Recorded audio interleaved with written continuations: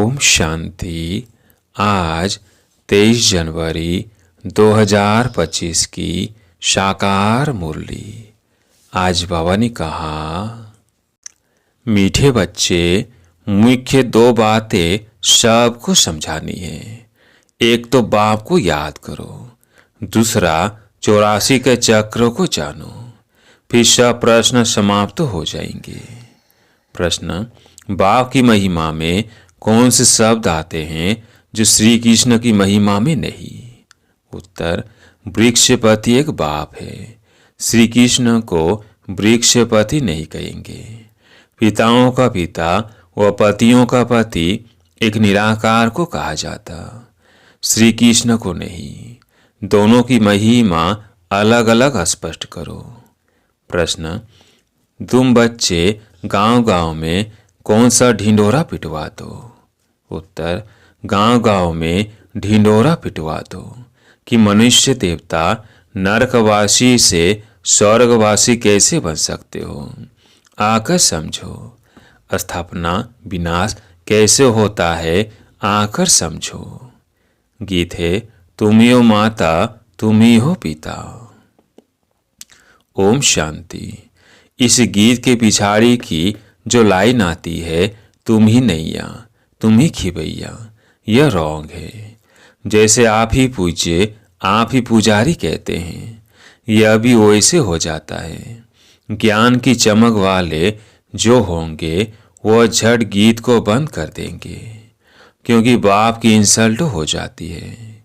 अभी तुम बच्चों को तो नॉलेज मिली है, दूसरे मनुष्यों को यह नॉलेज होती नहीं है।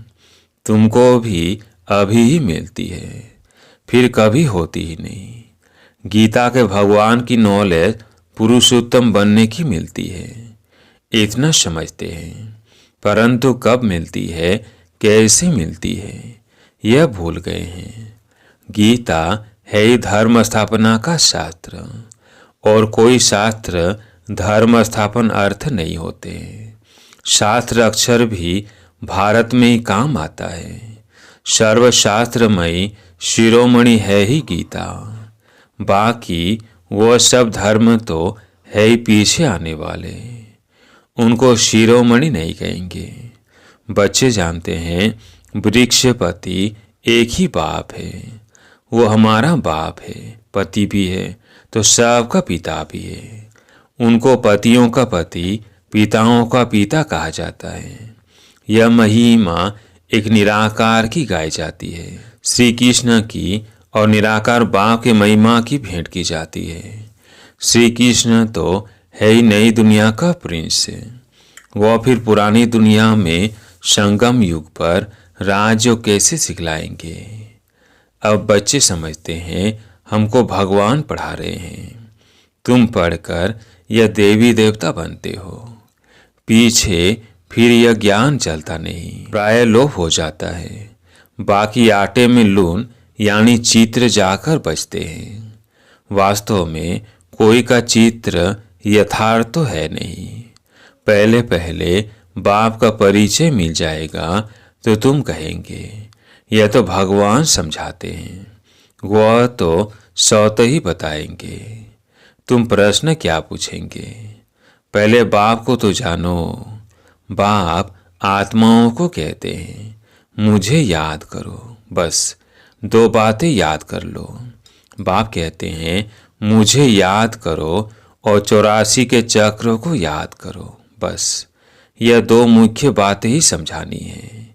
बाप कहते हैं, तुम अपने जन्मों को नहीं जानते हो, ब्राह्मण बच्चों को ही कहते हैं, और तो कोई समझ भी न सके।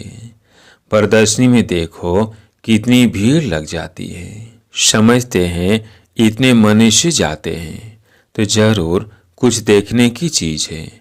घूस पड़ते हैं, एक को बैठ समझाए तो भी मुख थक जाए, तब क्या करना चाहिए? प्रदर्शनी मास भर चलती रहे तो कह सकते हैं आज भीड़ है, कल परसों आना। सो भी जिसको पढ़ाई की चाहना है अथवा मनुष्य देवता बनना चाहते हैं, उनको समझाना है। एक ही लक्ष्मी नारायण का चित्र अथवा बैज दिखलाना चाहिए। बाप द्वारा यह विष्णुपुरी का मालिक बन सकते हो। अभी भीड़ है, सेंटर पर आना। एड्रेस तो लिखी हुई है, बाकी ऐसे ही कह देंगे यह स्वर्ग है, यह नर्क है। इससे मनुष्य क्या समझेंगे? टाइम वेस्ट हो जाता है। ऐसे तो पहचान भी नहीं सकते यह बड़ा आदमी है, साहूकार है या गरीब है। आजकल ड्रेस आदि ऐसे पहनते हैं जो कोई भी समझ न सके। पहले पहले तो बाप का परिचय देना है। बाप सौर की स्थापना करने वाला है। अब यह बनना है। एम ऑब्जेक्ट खड़ी है। बाप कहते हैं ऊंच तुच्छ मैं हूँ, मुझे याद करो। यह वशीकरण मंत्र है। बाप कहते हैं मामेकम याद करो तो तुम्हारे विकर्म विनाश होंगे और विष्णुपुरी में आ जाएंगे। इतना तो जरूर समझाना चाहिए। 8 से 10 रोज प्रदर्शनी को रखना चाहिए। तुम गांव गांव में ढिंढोरा पिटवा दो कि मनुष्य देवता नरकवासी से स्वर्गवासी कैसे बन सकते हो। आकर समझो स्थापना विनाश कैसे होता है, आकर समझो। युक्तियां बहुत है। तुम बच्चे जानते हो सतयुग और कलयुग में रात दिन का फर्क है। ब्रह्मा का दिन और ब्रह्मा की रात कहा जाता है। ब्रह्मा का दिन सो विष्णु का और विष्णु का सो ब्रह्मा का। बात एक ही है। ब्रह्मा के भी 84 जन्म, विष्णु के भी 84 जन्म। सिर्फ इस लीव जन्म का फर्क पड़ जाता है। यह बातें बुद्धि में बिठानी होती है। धारणा नहीं होगी तो किसको समझा कैसे सकेंगे? यह समझाना तो बहुत सहज है। सिर्फ लक्ष्मी नारायण के चित्र के आगे ही यह पॉइंट से सुनाओ। बाप द्वारा यह पद पाना है। नर का विनाश सामने खड़ा है। वो लोग तो अपनी मानव मत ही सुनाएंगे। यहाँ तो है ईश्वरीय मत, जो आत्माओं को ईश्वर से मिली है। निराकार आत्माओं को निराकार परमात्मा की मत मिलती है। बाकी सब है मानव मत। रात दिन का फर्क है ना।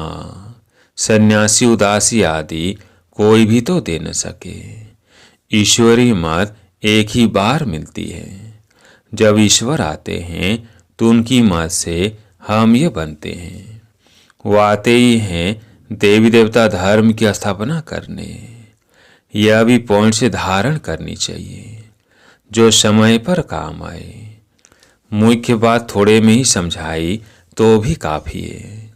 एक लक्ष्मी नारायण के चित्र पर समझाना भी काफ़ी है। यह है एम ऑब्जेक्ट का चित्र। भगवान ने यह नई दुनिया रची है। भगवान ने पुरुषोत्तम संगम युग पर इन्हों को पढ़ाया था। इस पुरुषोत्तम युग का किसको पता नहीं है, तो बच्चों को यह सब बातें सुनकर कितना खुश होना चाहिए। सुनकर फिर सुनाने में और ही खुशी होती है। सर्विस करने वालों को ही ब्राह्मण कहेंगे। तुम्हारे कच्छ यानी बगल में सच्ची गीता है। ब्राह्मणों में भी नंबरवार होते हैं ना। कोई ब्राह्मण तो बहुत नामी ग्रामी होते हैं, बहुत कमाई करते हैं। कोई को तो खाने के लिए भी मुश्किल मिलेगा। कोई ब्राह्मण तो लाखपति होते हैं। बड़ी खुशी से नशे से कहते हैं हम ब्राह्मण कुल के हैं। सच्चे सच्चे ब्राह्मण कुल का तो पता ही नहीं है। ब्राह्मण उत्तम माने जाते हैं, तब तो ब्राह्मणों को खिलाते हैं। देवता क्षत्रिय व वैश्य शूद्र धर्म वालों को कभी खिलाएंगे नहीं, ब्राह्मणों को ही खिलाते हैं। इसलिए बाबा कहते हैं तुम ब्राह्मणों को अच्छी रीति समझाओ। ब्राह्मणों का भी संगठन होता है, उसकी जांच कर चले जाना चाहिए। ब्राह्मण तो प्रजापिता ब्रह्मा की संतान होने चाहिए। हम उनकी संतान हैं। ब्रह्मा किसका बच्चा है वह भी समझाना चाहिए, जांच करनी चाहिए कि कहाँ कहाँ उन्हों के संगठन होते हैं। तुम बहुतों का कल्याण कर सकते हो। वानप्रस्थ स्त्रियों की भी सभाएं होती है। बाबा को कोई समाचार थोड़ी देते हैं कि हम कहाँ कहाँ गए। सारा जंगल भरा हुआ है। तुम जहाँ जाओ शिकार कर आएंगे, प्रजा बनाकर आएंगे, राजा भी बना सकते हो। सर्विस तो ढेर है। शाम को 5 बजे छुट्टी मिलती है। लिस्ट में नोट कर देना चाहिए, आज यहाँ यहाँ जाना है। बाबा युक्तियाँ तो बहुत बताते हैं। बाप बच्चों से ही बात करते हैं। यह पक्का निश्चय चाहिए कि मैं आत्मा हूँ। बाबा यानी परम आत्मा हमको सुनाते हैं। धारण हमको करना है। जैसे शास्त्र अध्ययन करते हैं तो फिर संस्कार ले जाते हैं, तो दूसरे जन्म में भी वो संस्कार इमर्ज हो जाते हैं। कहा जाता है संस्कार ले आए हैं। जो बहुत शास्त्र पढ़ते हैं उनको ऑथोरिटी कहा जाता है। वो अपने को ऑलमाइटी नहीं समझेंगे। यह खेल है जो बाप ही समझाते हैं। नई बात नहीं है, ड्रामा बना हुआ है जो समझने का है। मनुष्य नहीं समझते कि पुरानी दुनिया है। बाप कहते हैं मैं आ गया हूँ। महाभारत लड़ाई सामने खड़ी है। मनुष्य अज्ञान अंधेरे में सोए पड़े हैं। अज्ञान भक्ति को कहा जाता है। ज्ञान का सागर तो बाप ही है। जो बोध भक्ति करते हैं वो भक्ति के सागर है। भक्त माला भी है ना। भक्त माला के भी नाम इकट्ठे करने चाहिए। भक्त माला द्वापर से कलयुग तक ही होगी। बच्चों को बहुत खुशी रहनी चाहिए। बहुत खुशी उनको होगी जो सारा दिन सर्विस करते रहेंगे। बाबा ने समझाया है माला तो बहुत लंबी होती है, हजारों की संख्या में, जिसको कोई कहाँ से खींचते हैं। कुछ तो होगा ना। जितनी बड़ी माला बनाई है, मुख से राम राम कहते रहते हैं। यह भी पूछना पड़े किसको राम राम कह याद करते हो। तुम कहाँ भी सत्संग आदि में जाकर मिक्स हो बैठ सकते हो। हनुमान का मिसाल है ना। जहाँ सत्संग होता था वहाँ जुतियों में जाकर बैठता था। तुमको भी चांस से लेना चाहिए।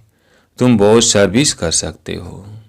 सर्विस में सफलता तब होगी जब ज्ञान की पॉइंट से बुद्धि में होगी, ज्ञान में मस्त होंगे। सर्विस की अनेक युक्तियां हैं। रामायण भागवत आदि की बहुत बातें हैं जिस पर तुम दृष्टि दे सकते हो।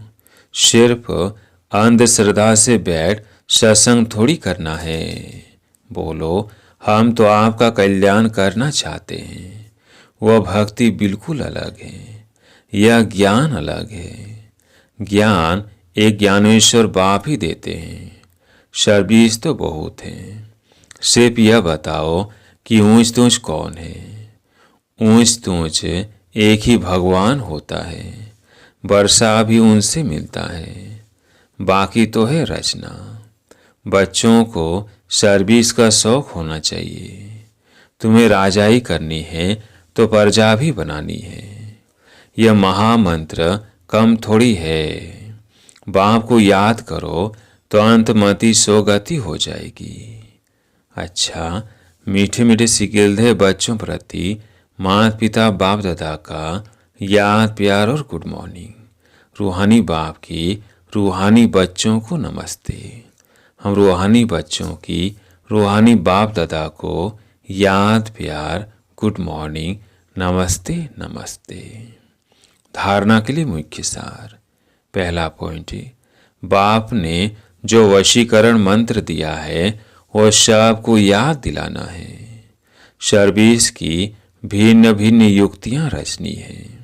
भीड़ में अपना समय बर्बाद नहीं करना है। दूसरा पॉइंट है, ज्ञान की पॉइंट से बुद्धि में रख ज्ञान में मस्त रहना है। हनुमान की तरह सत्संगों में जाकर बैठना है और फिर उनकी सेवा करनी है। खुशी में रहने के लिए सारा दिन सेवा करनी है। आज प्यारे मीठे बाबा का वरदान, मैं और मेरेपन को बलि चढ़ाने वाले संपूर्ण महाबली भव। मैं और मेरेपन को बलि चढ़ाने वाले संपूर्ण महाबली भव। हद के कोई व्यक्ति या वैभव से लगाव यही मेरापन है। इस मेरेपन को और मैं करता हूँ, मैंने किया, इस मैंपन को संपूर्ण समर्पण करने वाले अर्थात बलि चढ़ने वाले ही महाबली है। जब हद का मैंपन समर्पण हो तब संपूर्ण व बाप समान बनेंगे। मैं कर रहा हूँ नहीं, बाबा करा रहा है, बाबा चला रहा है। किसी भी बात में मैं के बजाय सदा नेचुरल भाषा में भी बाप शब्द ही याद आए। किसी बात में मैं के बजाय सदा नेचुरल भाषा में भी बाप शब्द ही याद आए, मैं शब्द नहीं। स्लोगन, संकल्पों में ऐसी दृढ़ता धारण करो जिससे सोचना और करना समान हो जाए। संकल्पों में ऐसी दृढ़ता धारण करो जिससे सोचना और करना समान हो जाए। आज का पॉइंट है, अपनी शक्तिशाली मनसा द्वारा सकाह देने की सेवा करो। समय प्रमाण अब मनसा और वाचा की इकट्ठी सेवा करो, लेकिन वाचा सेवा सहज है, मनसा में अटेंशन देने की बात है। इसलिए सर्वात्मा के प्रति मनसा में शुभ भावना, शुभ कामना के संकल्प हो। बोल में मधुरता, संतुष्टता, सरलता की नवीनता हो तो सहज सफलता मिलती रहेगी। अच्छा, ओम शांति।